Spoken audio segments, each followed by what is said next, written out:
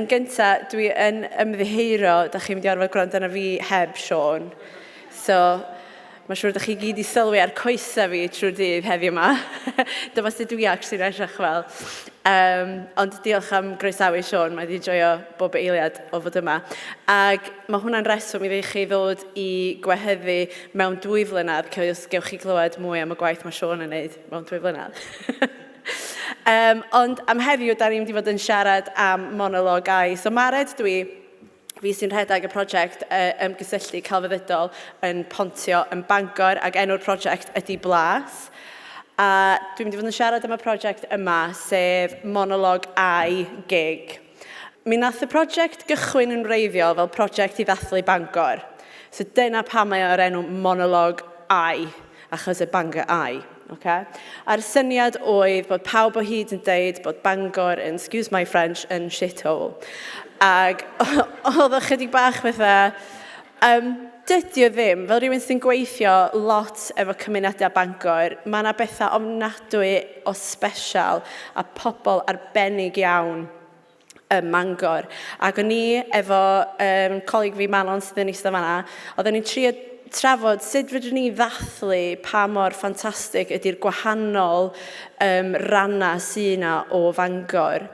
Ac wrth gwrs, gair sydd wedi dod i fyny lot yn ystod y sesiynau yma heddiw ydy'r gair storytelling. Cyfle i unigolyn cael llais. A dyna lle nath y syniad o MonologAYE ddod ohono fo.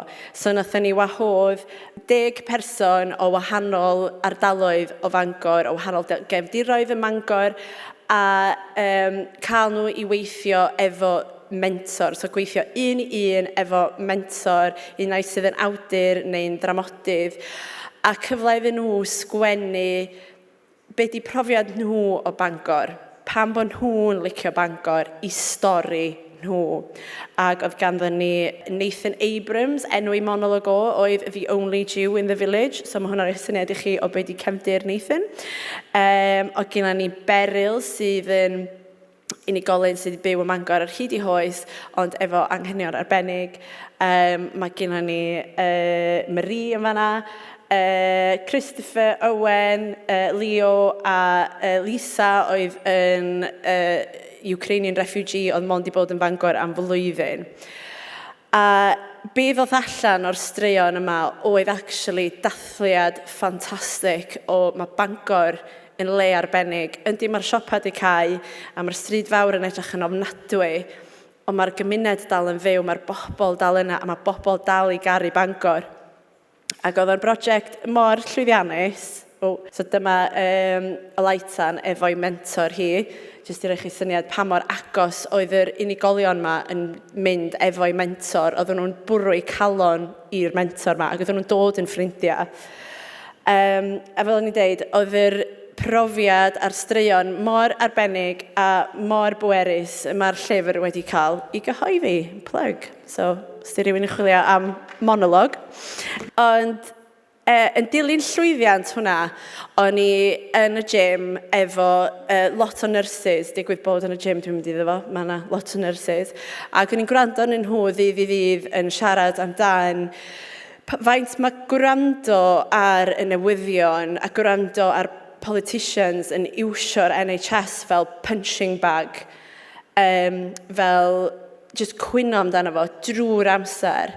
Ac hyd yn oed os oedd o jyst yn NHS Prydeinig neu Betsi Cadwaladr, oedd o'n brifo nhw'n bersonol. Yn yr un ffordd ac oedd o'n brifo'r unigolion yna bob tro oedd rhywun yn galw Bangor yn shithole.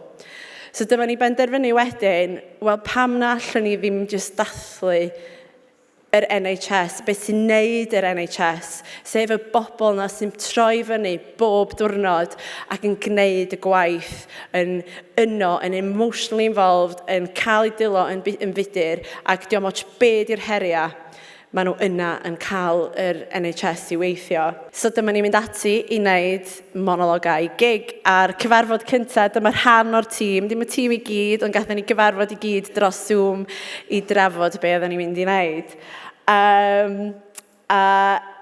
So, rhan bwysig iawn o'r prosiect yma hefyd oedd ffeindio mentor cywir. So, hwnna'n rhan o'r broses, ond hefyd trwy ddathlu'r NHS, oedden ni eisiau dathlu carfan mor eang a phosib o'r NHS. So, o gynna ni GP, o gynna ni bachgen sy'n gweithio yn y reception yn Ysbyty Gwynedd, o gynna ni rhywun o dialysis ward, o A&E, o'r maternity ward, a rhywun o continuous improvement. Dwi'n mynd? A be ddodd allan, oedden ni'n disgwyl oedd dathliad o pa mor ffantastig ydy'r NHS. Nath na fwy ddod allan o fanna just hynna.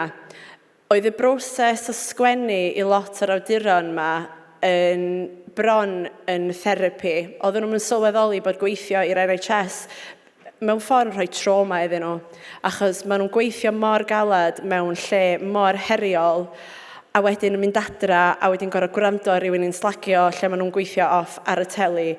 Oedd o just yn continuous. Ac yn sydyn oedd rhoi y ffordd nhw'n teimlo ar bapur a wneud o yn nilo saff ysgrifennydd proffesiynol yn ffordd o allu just prosesu hynny a sylweddoli bod nhw'n gwneud gwahaniaeth, bod nhw'n berson pwysig, bod y gwaith maen nhw'n wneud yn cael ei werthfawrogi. A hefyd, os oedd unrhyw fatha trauma oedden nhw wedi bod trwyddyn nhw, oedden nhw'n gallu sort of prosesu hwnna drwy weithio ar papur. Dyma Alwyn, mae o'n gweithio i y ward dialysis. Gan yna dim ond 2 sy'n yma, dwi'n mynd i ddangos i chi rhoi dyfyniadau allan o'r MonologAYE. So, Alwyn, so mae hwn o'i monolog o. For every patient, their first day in dialysis is memorable. And that first impression, often powerful. I still look after patients who have a strong recollection of that first event. A mae'r monolog yn sôn amdan pa mor bwysig ydy yr awyrgylch mae'r nurses yn y dialysis ward yn creu, y teimlad calming, y teimlad welcoming. Oedd hi'n fonolog pwyllog, oedd hi'n fonolog calm, nice, lovely, chill. A wedyn, oedden ni'n mynd o'r monolog yna wedyn i monolog erin. Oedd yn gweithio yn A&E. Allwch chi ddychmygu y gwahaniaeth, just yn y rhythm. Oeddech chi'n hyd o gorau dall be oedd hi'n dweud, oeddech chi'n gwybod yn syth bod erin yn gweithio mewn sefyllfa hollol wahanol. Yr hen reigan di ngadael ni, dwi eisiau crio, teimlo'n uffernol, fel nyrs gachu fod yn onast, dyle ddim un person orfod marw ar ben ei hun. Erbyn mi ddod off y ffôn efo'r teulu i'r hen reigan, maen nhw wedi stopio CPR efo'r cardiac arrest. Ond dwi'n hanner ffordd trwy'n shift eto, mae rai fi gario ymlaen. Be nath taro fi yn monolog erin oedd y ffaith mae'n siarad am farwolaethau pobl yn fama, fatha swn i'n siarad amdan Siôn yn mynd am dro. Ac oedd hi jyst yn gorau delio efo fo a jyst gorio cario ymlaen. Oedd hi'n fonolog pwerus ofnadwy. Wedyn, mae hi'n GP, dyma'r dyfyniadau dwi dewis yn hi. I smiled the thought of the patient who had cardiac arrest. Yes, we resuscitated him. The 4 overseas doctors, as we were called, successfully resuscitated him. And the first thing he asks, which country am I in? A wedyn, mae monolog hi yn gorffan fel hyn ar ôl bod yn trafod yr riots oedd wedi bod yn Southport. Is it despair that will send me away from a job I loved? Do I want a fresh start somewhere else? I take a deep breath as I watch the dragonfly that has come to my gaze. The aroma of the sweet scented flowers around me reassures me. Yes, it is a beautiful world. But the journey ahead is not clear. There's so much of the road I still cannot see. A mae na'n sôn yn ei monolog hi am ffordd mae pethau di newid, sydd o blaen, cyn Covid, oedd pobl yn appreciatio be oedd hi'n neud, ac ar ôl Covid, oedd pobl yn mynd yn flin efo hi, os oedd hi'n gallu helpu, nes oedd nhw'n rhoi'r atab oedd nhw'n disgwyl. Ac yn ola, dyma Rhodri. Mae Rhodri yn gweithio ar y reception yn Ysbyty Gwynedd. A dwi'n meddwl oedd o'n bwysig bod ni'n edrych ar y staff yma hefyd, achos maen nhw'n rhan bwysig iawn o'r NHS sydd ddim yn cael digon o glod. Oedd na un patient di crwydro i'r family room unwaith, so nes I ofyn, "Are you a patient here?" "No," medde fo. "Yes, you are, don't lie.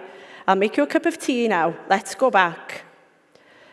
Dwi wedi bod yna fy hun fel patient, a mae'n gallu bod yn boring. O'n I ddim yn gwybod pa ddwrnod oedd I pan o'n i'n patient. Dwi'n teimlo oedd mae hwnna'n deud lot. Da ni gyd wedi bod yn patient i'r NHS. Da ni gyd yn gwybod sut fath o deimlad di o. A da ni wedi bod yn siarad lot ar y llwyfan heddiw ynglyn â patient care a sut fedra ni helpu yr bobl sydd angen yr help. Ond da ni ddim wedi bod yn sgwrsio am pobl sydd actually yn dioddau eitha tipyn a da ni ddim yn meddwl amdanyn nhw sef staff yr NHS. Da ni'n gwybod bod nhw dan bwysau enfawr a da ni'n gwybod yn y stafell yma pa mor ddrwg ydi stress I mental health.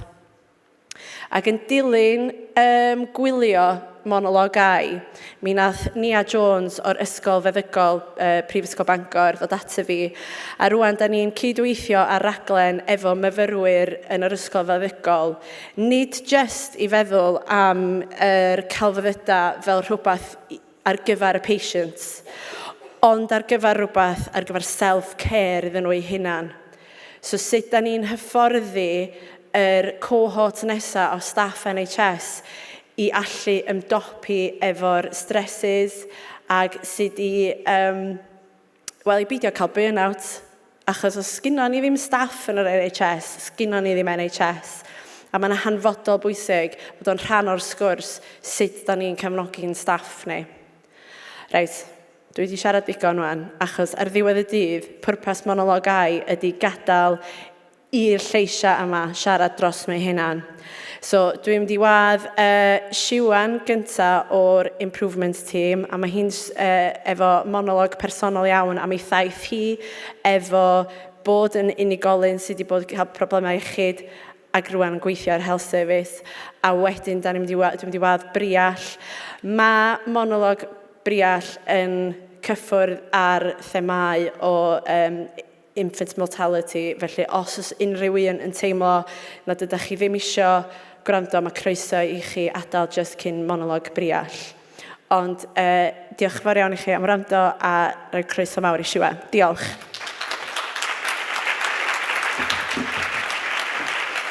Hi, I'm going to do mine in Welsh.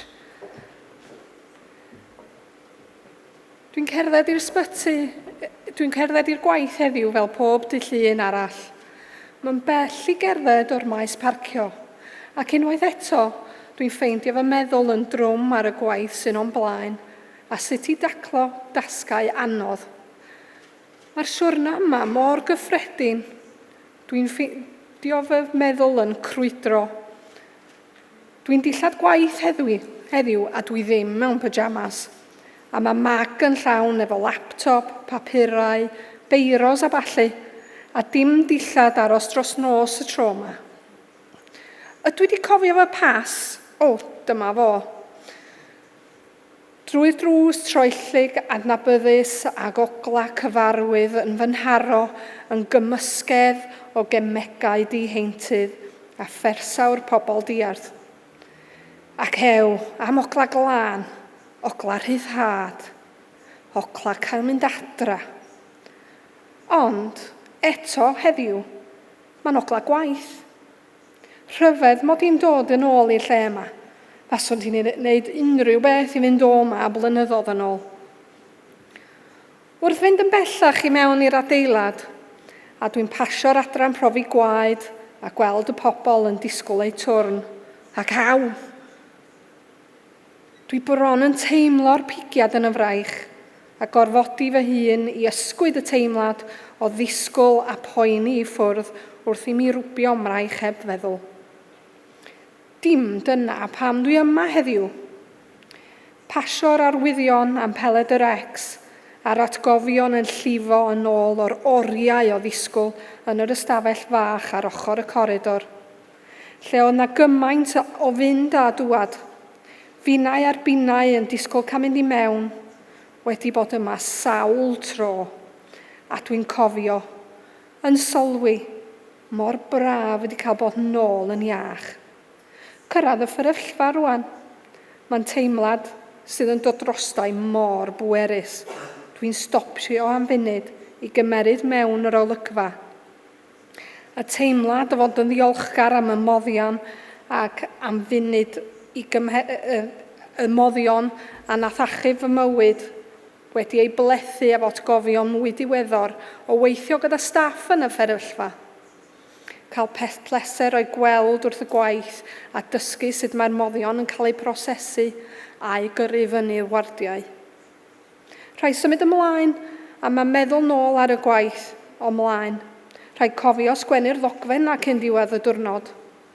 Lawr y coridor hir lle oedd y caffi WRVS estalwm, lle oeddwn ni'n aml yn cael panad a tisan efo mam, cyn apwyntiad cleifion allanol.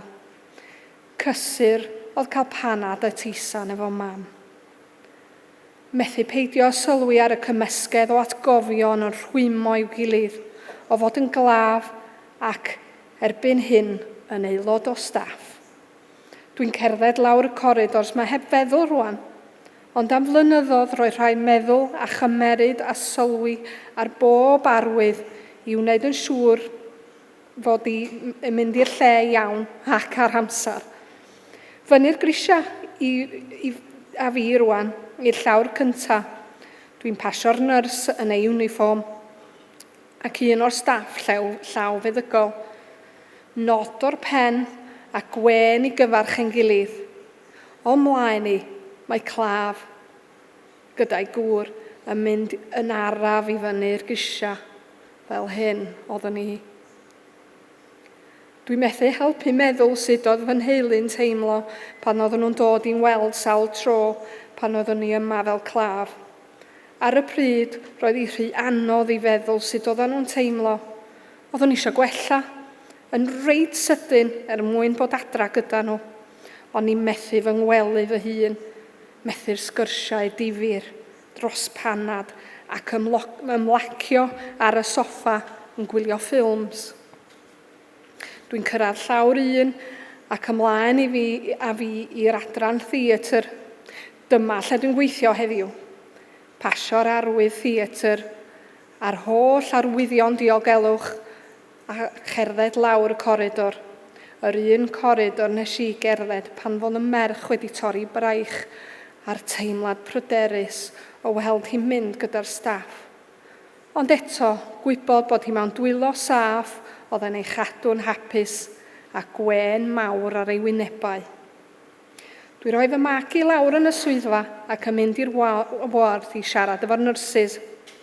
Wrth gorau y ward, a gweld y nyrsys yn prysuro o un lle i'r llall a'r ogla cyfarwydd na o gemegau disinfectant, dwi'n nôl yn gorwedd yn un o'r gwlau caled, diethyr ac anghyfforddus. Y staff yn edrych ar fy ôl, gwen, caredigrwydd a theimla cry o fod yn saff yn ei cwmni. Chwerthin gyda nhw ar ei jocs a tynnu coes yn cadw i wenu. Oedd un nyrs yn sefyll allan bob amser efo gwen ar ei wyneb, yn ymddiheuro bob tro am llawes oer y peiriant pwysedd gwaed. Roedd hi'n agos at oed ymddeol ac yn amlwg bod ganddi flynyddoedd o brofiad. Ges i deimlad i bod wedi cael ei geni i'r swydd, a'i chymheriad heilog wedi cadw'r un peth dros y blynyddoedd dwi'n tybio, a hynny trwy amser caled. Hi oedd yr un oedd yn helpu pan oeddwn ni mewn poen ac yn poeni pan oeddwn ni ar ben fy hun yn ystod amser anodd Covid, lle doedd na neb ar gael i'n weld. Yr unigrwydd, yr hiraeth, ond yn sydyn, ei gwen, a morffin wrth gwrs i'm helpu. Dwi'n clywed llais y nyrs oeddwn ni'n siarad efo gynt, a dwi'n nôl yn y presennol. Mae'r nyrs yn ateb fy nghwestiynau a fy helpu i ddeall y broses o cael cleifion yn barod am y theatr. Dwi'n gofyn beth sy'n rhwystredig iddyn nhw fel staff ac yn nodi ei sylwadau gyda'r gobaith o'i helpu. Wrth adael y ward a mynd nôl i'r swyddfa, mae teimlad o rhyddhad yn golchi drostaf. Pam, sgwn i?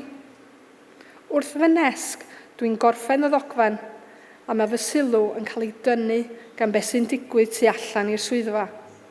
Rhywun yn mynd heibio ar wely, a fi'na methu helpu meddwl am yr holl gleifion sy'n mynd a dod ar y coridor yma bob dydd. Mor gyffredin ydy'r olygfa i mi erbyn hyn. Staff yn pasio ac yn rhannu jocs sy'n gwneud mi chwerthin. Nyrsys yn cysuro cleifion, sŵn plentyn yn crio. Larwm yn mynd i ffwrdd a drysa'n clepian, sŵn rhythro. Tyba beth sydd wedi digwydd. Dwi'n gorfodi fy hun i ganolbwyntio ar y gwaith, yn gorffen y dogfen yn paratoi at y cyfarfod nesaf. Ac mae'r cyfarfod hwnnw yn rhywbeth gwahanol i'r arfer heddiw. Rhaid fi roi scrubs ymlaen, a fedra ddim helpu peidio edrych yn y drych ar fy hun. Dwi'n edrych fel dwi'n gwisgo gwisg fancy. Dwi'n mor excited i wisgo'r scrubs. A dwi'n teimlo'n hyrt wrth feddwl am y staff sy'n rhoi hein arno bob dydd heb feddwl ddwywaith. Da ni'n mynd i mewn i'r ystafell fawr ddisglair ac mae'n llachar. Mae yna lawer o offer a does gen i'm syniad beth dyn nhw. Mae yna lot o bobl mewn gwyrdd yn brysur yn ei gwaith, nôl a mlaen, rhoi offer lawr, mynd trwy checs. Sgen i'm syniad lle ydy'r lle gorau i mi sefyll. Dwi ofn cnocio rhywbeth drosodd. Y staff radioleg wrth i gwaith, pawb yn gwybod yn union beth i wneud. A dwi'n clywed llais, gwisga hwn. Gwisg trwm atal peled yr ex. Waw, mae hwn mor drwm. Do'n i'm yn disgwyl hynny. Teimlo fel hug gan rywun. Mae'r gola mynd i ffwrdd. Mae tawelwch yn tarfu ar y bwrlwm. Pawb yn canolbwyntio. Y golau ar y claf a'r llaw feddyg. Fel bod ni mewn theatr fel hon. Nhw ar y llwyfan a finna yn y gynulleidfa tro hwn. Mae'n teimlo fel ddoe pan o'n i rhan o'r sîn yma. Fi'n gorwedd yn y spotlight yn yr union theatr wrth i mi gael llawdriniaeth. Waw, mae'r teimladau chwrlio rhwng fy mhen wrth wylio. Yn cofio'r ofn a'r profiad fod ar wely caled. Dim syniad pwy oedd yn gynulleidfa a gwaith oedd yn mynd ymlaen tu ôl i'r llen. Rhoi fy hun yn wylo rhywun arall wrth ildio fy rheolaeth, ond gwybod bod i mewn dwylo saff. Cyn fi cael amser i feddwl mwy, mae o gyd drosodd. Y golau'n codi ar y llawdriniaeth ar ben. Heddiw, dwi'n yn gorfod mynd yn ôl i'r ward i cyfau. Dwi'n cael tynnu scrubs, mynd yn ôl i'r swyddfa, pacio mag am adra, a wynabau'r holl bobl sydd wedi helpu dros y blynyddoedd yn chwrlio fy meddwl. Dwi'n mor ddiolchgar. Allan trwy'r drws troelli, anadl mawr allan. Ac ysgwyddau'n disgyn. Ac wrth wneud fy ffordd yn ôl i'r car, dwi'n gofyn i fi fy hun.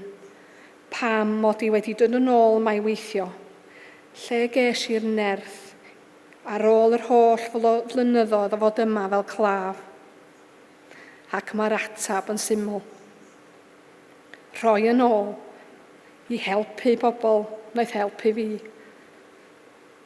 Yr holl arwyr tawel, a'r holl gleifion eraill fydd ar fy ôl. Dwi'n ystyn fy ffôn, gwynebau yn heulu, fy mhlant a ngŵr yn gwenu nôl arna fi. Gyrru neges i ddeud. Dwi'n cychwyn ap adra rwan. Fedra'm disgwyl i gweld. Diolch.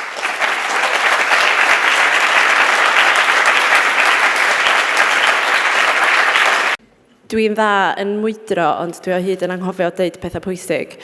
Oedd Briall di gofyn I fi ddeud cyn I monolog hi, dydy hwn ddim yn based ar stori go iawn. Mae o yn amalgamation o wahanol brofiadau fel un, jyst rhaid o'n bod chi'n meddwl. Oce, gewch chi lonydd gyda fi fan.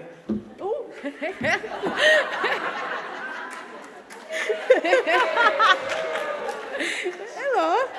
Ie. Be ti'n neud? Come on in. Sorry.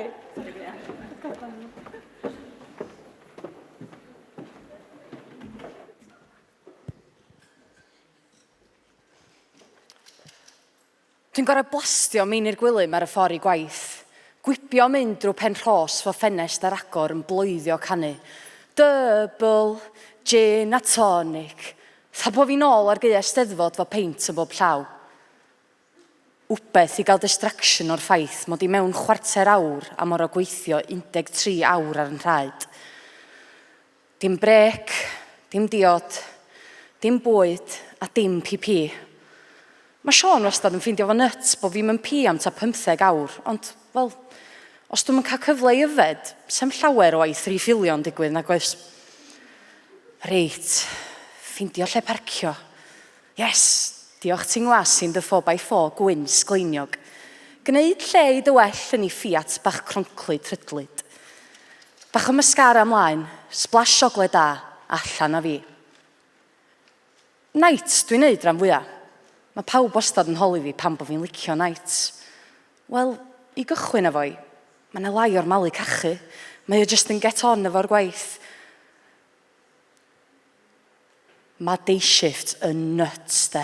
Run llwyth gwaith just bo' 'na gymaint o blydi sŵn. Dwi'n mynd mor overstimulated. Gloch drws yn mynd bob 2 funud fo ymwelwyr eiddgar. Ffôn yn canu fo ryw bethau admin.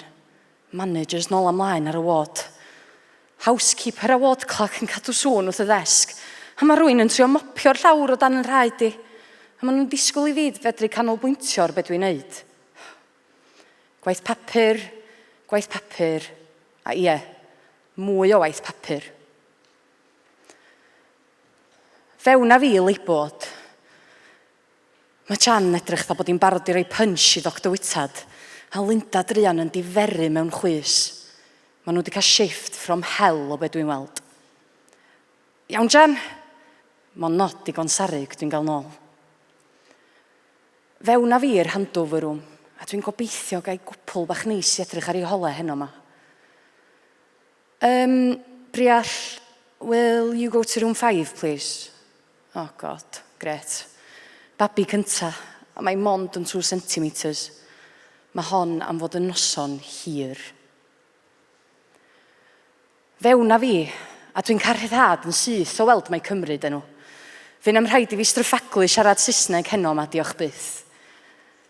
Babi cynta I Sian a Jack, ar ôl trio am fabi drwy IVF deirgwaith.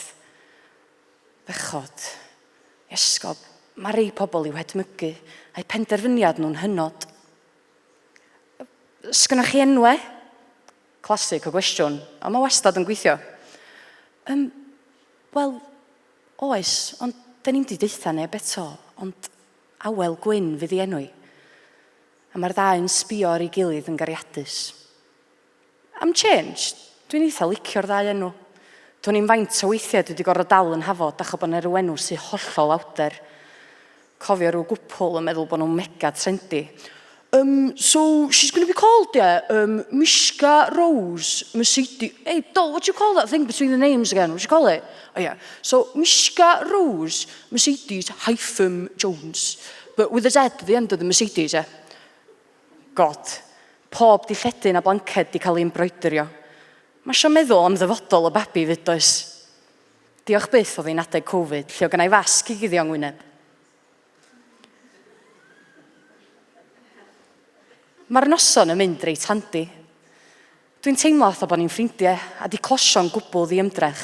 Dwi wedi clywed y life story gyd, lle nath nhw gwrdd, the first date, a'r brodas. Dwi'n anghofio weithiau pa mor sydyn mae pethau'n gallu newid yma. O fewn eiliadau, dwi'n clywed y dwm, dwm, dwm.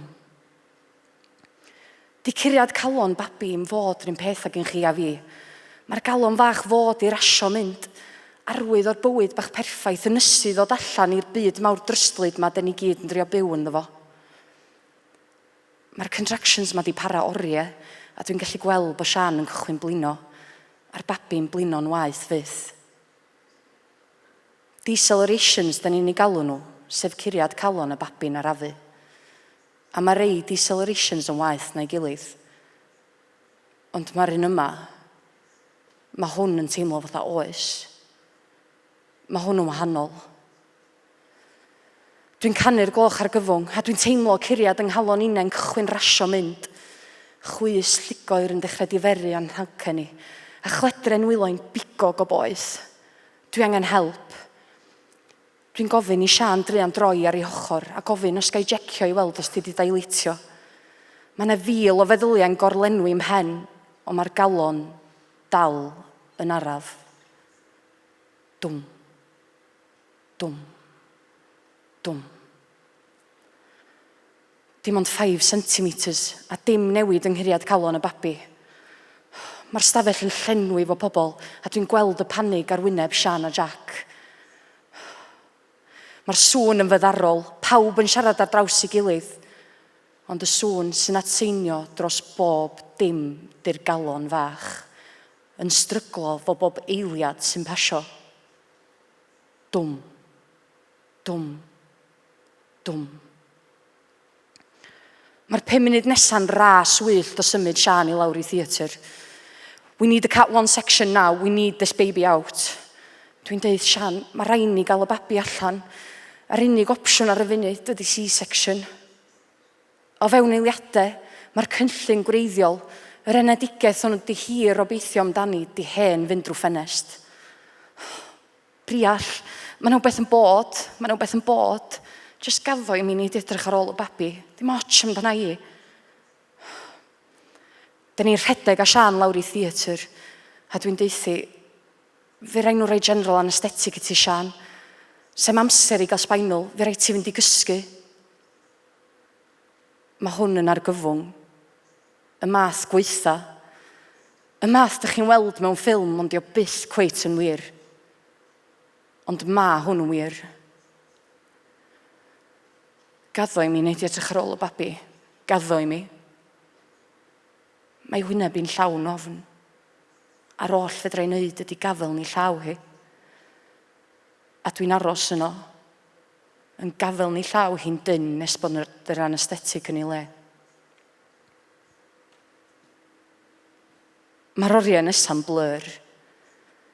Dwi'n gweld lliw y babi'n dod allan. A mae'n nghalon ni'n suddo'n ddyfnach fydd. Dwi'n gafel ni. Hogan fach. Hollol wyn. Hollol llipa. Just yn gorwedd yn ymreichau heb drio. Heb drio byw. Please, just tria fyw. Dwi'n rhedeg drwad ac yn gosod i ar yr isus. A mae pawb yno, y tîm i gyd yn barod. Yr oll fedra i wneud i cymryd cam yn ôl. A documentio pob observation breath, pob ventilation breath, pob cyffur sy'n cael ei bwmpio neger i'w chorff bach llipa. Sem byd fedrith baratoi rwy'n i weld corff babi bach yn cael chest compressions. Rhyn ddarlith, rhyn textbook, rhyn arbenigwr na practis ar ddymu. Mae'n hollol erchyll. Dwi'n teimlo'n chest i'n dyn. Fa anadol i'n rasio, a'r adrenalin yn fysgwyd i. Dwi'n erfyn, yn gweddio, yn pledio ar ddew i achub yr un fach. Mae pawb yma, consultant paediatricians, midwives, staff special care i gyd. Dwi'n clywed y consultant yn gofyn i fynd i nôl y tad. A mae pawb, deep down, yn dawel bach, yn torri'n clonau, yn gwybod bod hon yn frwydr rhy galed i awel fach. Dwi'n mynd i nôl, Jack. 2 rownd o IVF, gobaith, siom. Gobaith arall, siom. Gobaith. A rwan pob dim yn deilchion. Y freuddwyd am deulu bach twt yn yfflon. Be dwi'n mynd i ddeitha fo? Dwi'n cydio yn efo mor dyn, dwi'n teimlo bod ni'n mynd i frystio. Just cydio. Fedrai'n peidio'r dagre. Haid i mi fynd at Sian. A chyn troi'r gornel, dwi'n cymryd cipolwg yn ôl. Mae'n sefyll yn adym bregus mewn coridor oeraidd, i ben ar beiriant dŵr yn ugian crio. Dwi'n mynd yn ôl i fewn at Sian, a dwi'n gweld bod nhw wedi gorffen pwytho'r agoriad. A dwi'n gwybod bod yr amser wedi dod. Fyddan nhw'n ei deffro hi mewn eiliad. A dwi, y fi, yn 21 oed yn gorodaethu hi bod awel fach, ei thrysor hir ddisgwyliedig wedi byw am ddim ond 15 munud. 15 munud tra roedd ei mam yn flat out o dan anesthetic. Dwi'n gweld yn ei llgadau hi bod hi'n gwybod cyn i mi ddweud dim. Sian, dwi'n gwybod sut i ddeitha ti. Nath o doctoriaid drio bob dim, ond mae awel, mae di mynd, mae di marw. Dwi eisiau stopio fo, dwi eisiau tawelu'r cur, ond fedra i ddim. Mae'n sgrech fyddarol, gwaith na byddarol, sgrech sy'n tarddu o ddefnderoedd du y byd ma. Rhywle nad ych chi na fi byth am ymweld ag o. Sgrech hyn llefus, dyle bod neb yn gorfod gadael allan. Sgrech sy'n rhwygo'r tawelwch llethol yn y stafell. Dwi eisiau stopio fo, ond fedra i ddim. Dwi di'n nglymu, yn teimlo rhyw fath o gyfrifoldeb, rhyw fath o eogrwydd. Pwy dwi i adael hi? Sgen i hi'n dewis, mae'n gorfod teimlo bob teimlad, mae'n drwy bob emosiwn, pob poen i'r eithafon gweitha, ei galar a'i gwacder, lle pwy dwi i adael iddyn nhw fynd drwyddo fo ben eu hunain. Mae rei yn deud ddyle bod ti'n mynd crio i blaenau nhw, bod o'n bwysig peidio dangos emosiwn, bod o'n yn broffesiynol. Ond dwi'n methu dal y dagre. Dwi'n cydio'n dyn ar Sian, a dwi'n gwybod bod hi'n teimlo'n agrau'n glychu ar ei hysgwydd hi. Ond fedra i just ddim stopio.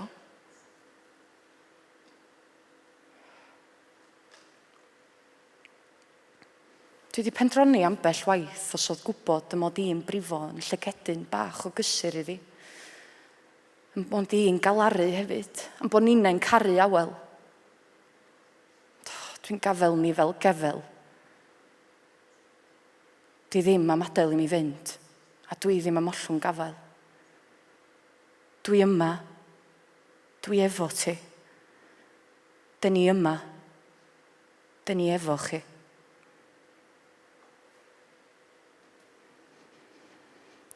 Mae'r emosiynau'n hyrddio dod mewn tonau. Tristwch, euogrwydd, dicter a'r holl hunanholi. A mae gadael y stafell am y tro cyntaf es torri'r newyddion i fam yn ei gwewyr yn don sy'n boddi. Dwi'n dod allan i wynebu môr o lygadau diw rhwbio'n goch. Rwsyd, da ni gyd dal efo dagre tu mewn. Dwi'n cael ynghyfleidio a sem raid i neb ddeud dim. Mae pawb yn dallt y boen, yn torri'n clonau, a jyst methu'n lan a dall pam nhw, pam y teulu bach yma. Mae'r holl broses o feichiogrwydd a genedigaeth yn rhyfeddol. Wir rwan, amazing bod corff merch yn gallu tyfu wbeth arall perffaith y tu mewn iddi. Rhyfeddol, yndi, ond uffernol o hyn llefus pan mae pethau'n mynd yn wrong. Ddyla'r stafell glinigol troi'n swigen o orfoledd, crio babi, llawenydd rhieni balch. Ond yn lle hynny, mae Sian yn fyma, ei chroth yn wag. a'i brichiau'n wag. 1 munud yn sgrechian yn aneuarol, cyn sterio ar wal mewn llonyddwch sy'n llorio. Tra bod Jack a'i ben yn dal ar y peiriant dŵr. Mae'n ychydig oriau yn pasio, maen nhw'n blur, a dwi'n gweld y midwife in charge yn dod atai. Briall, I'm so sorry. Everyone else has got a labourer, but I've got a lady that's 9 centimetres on the ward. You're going to have to take her. A just fel dwi'n nôl ar y conveyor belt i'r NHS, heb eiliad i gael yng ngwynt ataf. Dwi'n cael llgadau ac yn mynd fewn. Hi Holly, it's so nice to meet you. I'm Briall. I'll be looking after you tonight and welcoming your baby into the world. You're doing so well. It won't be long now.